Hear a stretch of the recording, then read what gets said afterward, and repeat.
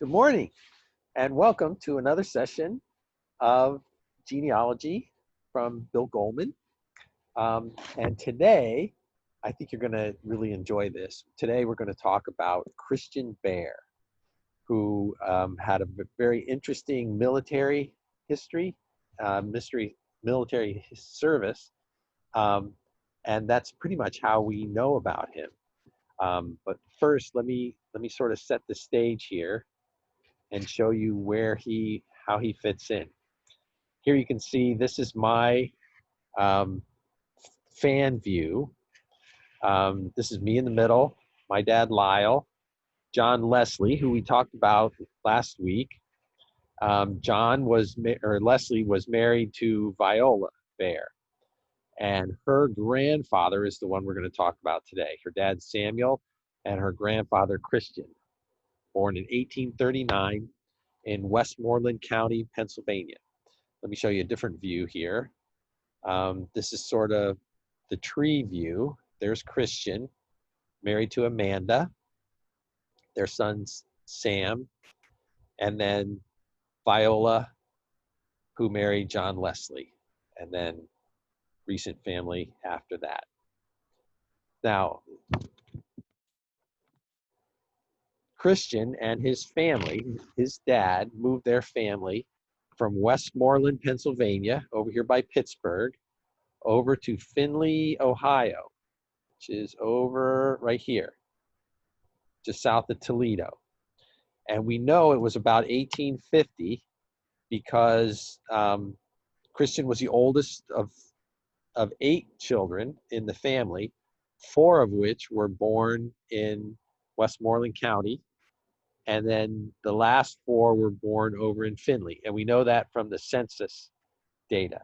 So I should take a minute to tell you that quite a bit of what I'm going to tell you today is sort of me reading between the lines. So there's quite a bit of speculation in terms of trying to describe what I think might have been their motivations for the actions that they took. And then there's some factual information that I have references for, and I'll make sure I note what the references are. And I'll include them as comments into this video also. So Ohio at the time, in 1850, was considered part of the frontier. And there was an act in Congress called the Homestead Act that was hotly debated between the North and South. So the northern states felt very strongly that land should be owned by individual people, that it should be in small parcels. And so they would set up these homesteads, and the rule was you could get 160 acres if you worked the land. So you had to build structures on it, build houses, build farms, clear trees, and take care of it and make it better. The southern states wanted the farms to be owned by large landholders. So they would, oh, sorry, I didn't mean to do that. So they wanted the farms to be owned by large landholders who worked by their slaves. So in 1860, when the Homestead Act passed through Congress and through the Senate, it was vetoed by James Buchanan to try and keep the South from pulling away from the Union. It was an act of consolation to the South. As you know, Abraham Lincoln was elected in 1860 and became our president. And after that, the Homestead Act was revised and actually included an interesting clause that said that anybody could homestead in the northern states unless they took up arms against the Union. So they were not. Here's an interesting thing that I think we lose track of. Findlay, Ohio was right up here on the edge of an interesting geographic construct called the Great Black Swamp. This was the very rich land, but it was very large trees, and it was very thick, deep, mucky, black mud. And there were several sets of troops that had tried to go through this. One troop in the War of 1812, one of the captains wrote that it took them 3 weeks to cover the 25 miles across. They were trying to go north to south through the swamp. And the Native Americans and these previous settlers who had been through here believed that this area was uninhabitable, that you just couldn't live there. And there were a whole set of people. This is a better view of it. It wasn't like, it didn't have a nice clear boundary. This is lowland along Lake Erie, actually almost surrounding Lake Erie, that was swampy. This one actually has Findlay, Ohio as part of the swamp. But a lot of families were coming out. There was a lot of work involved out here. So, so I think that Christian's dad moved the family out here to Findlay to help with this work. They were cutting down trees, logging, building houses. They were harvesting mud from the swamp and building tiles to use to drain the land so that they could make it tillable, and they could start raising crops there. So I think that his dad moved out here in 1850 to get a feel for the frontier, to see if that's what he wanted to do, to work and be gainfully employed, and then get himself in a position, if this Homestead Act passed, to move a little bit farther west, and then take part in settling the West. About this time, when after the inauguration of President Lincoln, you had southern states starting to secede from the Union. So 7 states pulled away. They began to form a government in the South. The fall of Fort Sumter prompted the southern states to start building a standing army. So they had recruited an army of, they were going to build an army of 100,000 troops. And Lincoln then opened up his army. There was a small army already in the Union, but only about 20,000 soldiers. And he was requesting much more volunteers. He was trying to add another 75,000 to the Army of the North. And that's what it looks like Christian took part in. So in 1861, he joined Company F of the 21st Regiment Ohio Volunteer Infantry. And they mustered in Columbus, Ohio. And at the time, what the common practice was to consolidate people who are from the same area.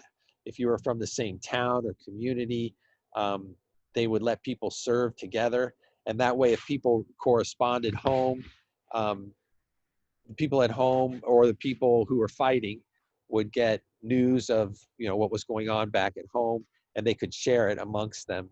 And that made it much better for them. There were several notes of this group, and there was a very interesting article that I'll show you on HistoryNet where they talk about Company F. And we know that Christian was part of Company F, but there was an interesting weapon that was introduced to that company in the Union Army, and it was in the 21st Ohio. And although I don't know for sure that Christian had one of these weapons, it makes me think that he did, because he was able to survive all these battles that he was in.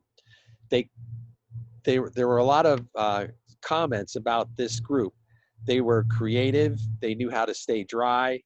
They were good hunters and marksmen because they sort of lived off the land. Um, they were resourceful. They took care of each other. They were very tight. They didn't complain about anything. They showed good discipline. So I think they kind of fell into favor with their leadership, and may have led to them acquiring these weapons, and the leadership of the Union Army sort of choosing them to use these weapons. The thing that got me really interested in Christian in the beginning was this list of battles that the 21st Regiment were involved in, and just the length of his career. You can see some of these, although there weren't really large battles until they get down here into Stone River, this Tullahoma campaign, and then of course Chickamauga. Chickamauga was the second largest battle in terms of casualties in the Civil War, next to Gettysburg. Um, and actually, Company F may have had a large part to play in that. Then after Chickamauga was Mission Ridge. Then they were kind of, the Union was defeated at Chickamauga, and they kind of retreated back up north into Tennessee, and then kind of recovered, and then joined up with Sherman and his troops, and ended up coming down in the siege of Atlanta, and then the surge to the sea, or the march to the sea, which is famous also for other reasons. So what I did was I took Apple or Google Maps, and I kind of mapped the different battles. There was one Tri-Mountain that I couldn't find on the map up here, but then Bowling Green, and then they came down to Huntsville, and then over to Bridgeport, and then back up to Stone River. But keep in mind that there were months between these battles. If you come back here, you can see that Tri-Mountain and Bowling Green were in the winter. They tended not to have a lot of fighting in the winters. They were kind of drill and recover in the winters. But then you see in April, there are two battles in Huntsville and Bridgeport down in Alabama. So between February and April, they made their way down.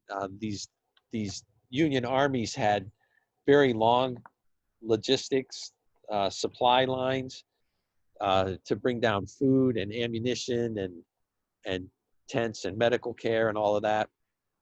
So pretty typical for the Union. They would have about 2/3 of their manpower devoted toward maintaining these supply lines. Sorry about that. And then 1/3 sort of advancing into the battles. But so they'd have to keep these supply lines open and running, working in order to keep the troops supplied. Then after Chickamauga down here was they were sort of driven back up into Tennessee, and then they met up with Sherman and his troops and combined forces to press down into Georgia. But Chickamauga is the one that has the really interesting article. So the weapon that I wanted to tell you about, in the Revolutionary War, they used smoothbore muskets, and a smoothbore musket has a range of about 100 yards.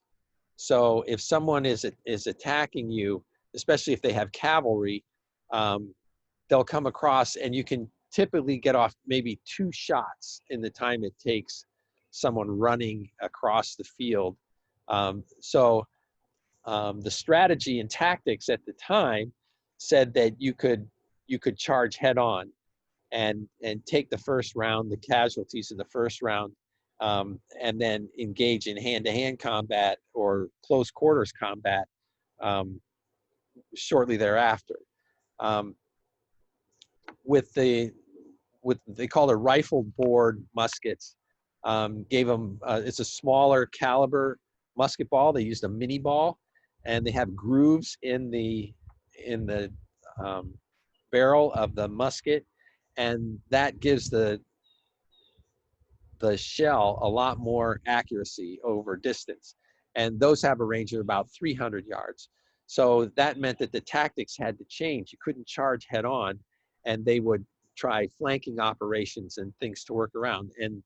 And they also meant that cavalry was not um, that that good a choice as well, because horses became obviously a bigger target. Um, the weapon that these guys, which was kind of experimental at the time, was um, this weapon here. It was new. It was from Colt. You can see it kind of looks like the Colt revolver. This one had 5 shells instead of 6 that they ended up in the handgun. Um, it was a side hammer. Um, it was interesting for several reasons. This is the first time that the bullet and the powder and the wad is encased in a brass housing. And so that meant that you didn't have to stand up, push the components into the barrel, and then pack them down with the ramrod. Um, so they could stay hidden, they could stay down, they could reload behind a rock wall or behind embankments. They could reload 5 shells at once. They found that they could reload all 5 shots um, in shorter time than it took to reload a musket once, and then you had 5 shots. Obviously, the downside of this weapon was that what they found was um, the brass housings would tend to fragment and splinter. Sometimes when they exploded, when the powder exploded, um, the shell casings would kind of explode as well. And so you would get bits of brass kind of embedded in your cheek, which was the part of your, as your face is aligned to sight the rifle.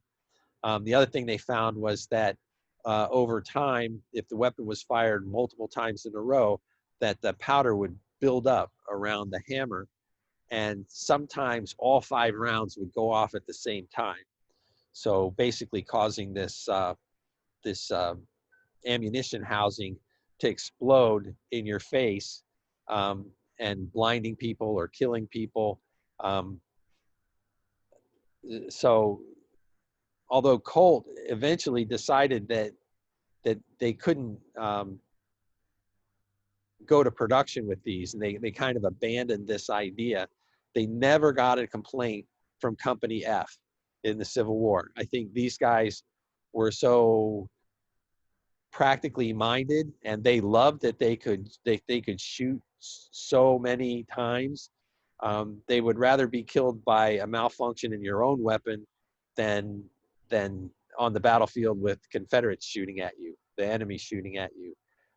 And from what they said was, these guys were so creative and so resourceful that they found ways to hold the weapon in a unique way to kind of guard your face from the the shrapnel that would come from it, and still sight it.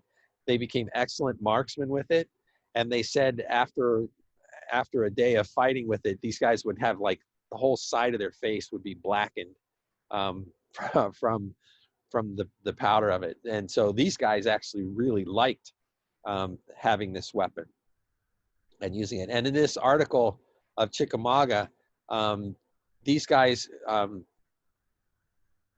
behind battlements of Snodgrass Hill, um, their company, which is about 100 soldiers, the company was between 80 and 150 soldiers.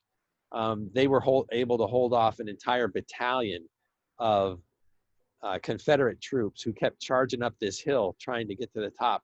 And they couldn't believe how much fire was coming down. One of their captives, when he came up to the top and he saw that it was a small number of people who were holding them at bay, He thought that there was an entire battalion at the top, and he was really shocked at how few members were. The Achilles heel of this weapon was the special ammunition. So on that particular day, the day before Chickamauga, they had just been resupplied, and each soldier had gotten 95 rounds of ammunition. And what they found was, as the day wore on, they were running out. So they would run back to anybody who had been injured or killed, and they were gathering ammunition from other people because they couldn't share ammunition with other people who were using muskets. Eventually, at the end, late in the afternoon, they just ran out, and they didn't have any more ammunition, and so they kind of sat there, and the Confederates came up the hill and surrounded them and made them surrender.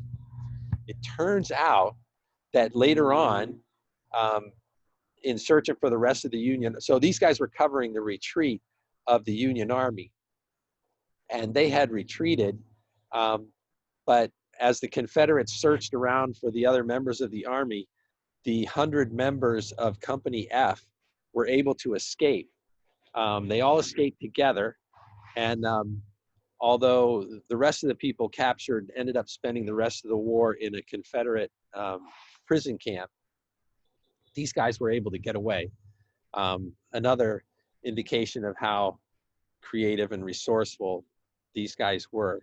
And so they actually continued, and I know Christian mustered out at the end of the war back in Columbus in 1864. So the second half of their service, after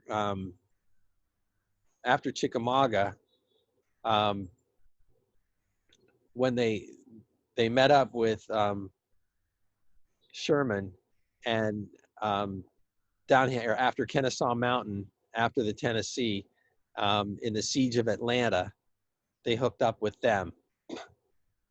And Sherman became very frustrated with these supply lines, didn't let him move fast enough, and the Southern troops were able to retreat and get resupplied from people in the surrounding areas. Local farmers would give them food and shelter, and help them evade the Northern troops. And so what Sherman did, and this was another innovation in the first time that he had done that, he said, forget the supply lines. We're not going to get supplied from the north. We're going to move quickly, and we're going to live off the land and live off the countryside. And so in his march to the sea, he told his troops, do not count on resupply. We're going to just steal from the local people. So they would just pillage cities and towns and farms, and take whatever they wanted and burn whatever they left behind. And they left this swath of destruction as they made their march to the sea, which a lot of people credited with breaking supply lines, tearing up railroads, breaking communication lines, and generally making the local people give up on the war and just want to be done with it. The Southerners hated Sherman, as you can imagine.